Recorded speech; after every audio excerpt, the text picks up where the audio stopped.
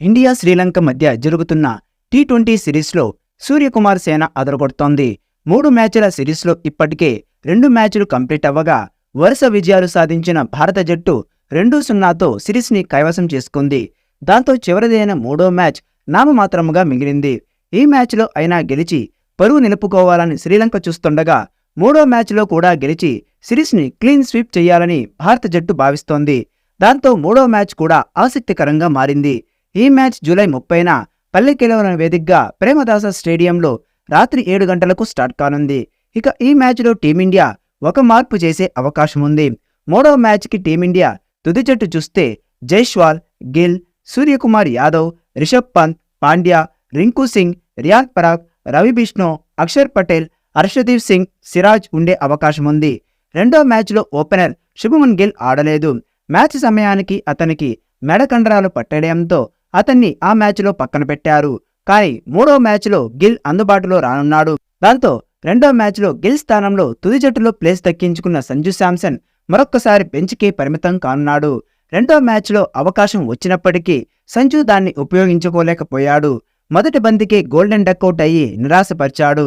దాంతో 3వ మ్యాచ్లో గిల్ ఎంట్రీతో సంజుకి తుది జట్టులో ప్లేస్ దక్కదు.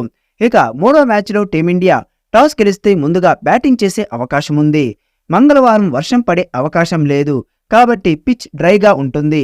కాబట్టి ముందుగా బ్యాటింగ్ తీసుకునే అవకాశం ఉంది. ఫస్ట్ బ్యాటింగ్ చేసి భారీ స్కోర్ చేస్తే ఆ తర్వాత శ్రీలంక జట్టును కట్టడి చేయొచ్చు. టీమిండియా బ్యాటింగ్లో సూపర్ ఫామ్లో ఉంది. ఓపెనర్లు జైస్వాల్, గిల్ అద్భుత ఆరంభాలు ఇస్తున్నారు. ముఖ్యంగా జైస్వాల్ 2 మ్యాచ్ల్లో మెరుపు ఇన్నింగ్స్ ఆడాడు. మొదటి మ్యాచ్లో 40 పరుగులు చేసిన జైస్వాల్ 2వ మ్యాచ్లో కూడా 30 పరుగులు చేసి టీమిండియా విజయంలో కీలక పాత్ర పోషించాడు. ఇక సూర్యకుమార్ రాణించాడు. పాండ్యా కూడా టచ్లోకి వచ్చాడు. కాబట్టి 3వ మ్యాచ్లో మొదట బ్యాటింగ్ చేస్తే అందరికీ బ్యాటింగ్ చేసే అవకాశం వస్తుంది. దాంతో భారీ స్కోర్ కూడా నమోదవుతుంది. ఇక టీమిండియా టాప్ ఆర్డర్తో పాటు మిడిల్ ఆర్డర్ కూడా వేగంగా పరుగులు చేస్తే భారీ స్కోర్ చేసే అవకాశం ఉంది. ఇక భారత బౌలర్లు కూడా అద్భుతమైన ఫామ్లో ఉన్నారని చెప్పాలి. 2వ మ్యాచ్లో శ్రీలంక భారీ స్కోర్ చేసేలా కనిపించింది. కానీ చివరి 5 ఓవర్లలో భారత బౌలర్లు అద్భుత ప్రదర్శన చేశారు. శ్రీలంకను కట్టడి చేశారు. కాబట్టి 3వ మ్యాచ్లో కూడా టీమిండియా బౌలర్లు అద్భుత ప్రదర్శన చేసే అవకాశం ఉంది. పాండ్యా, హర్షదీప్ సింగ్, రవి బిష్ణో, అక్షర్ పటేల్ మంచి ఫామ్లో ఉన్నారు. వీరంతా మరొకసారి రాణిస్తే 3వ మ్యాచ్లో టీమిండియా విజయం సాధించి క్లీన్ స్వీప్ చేసే అవకాశం ఉంది.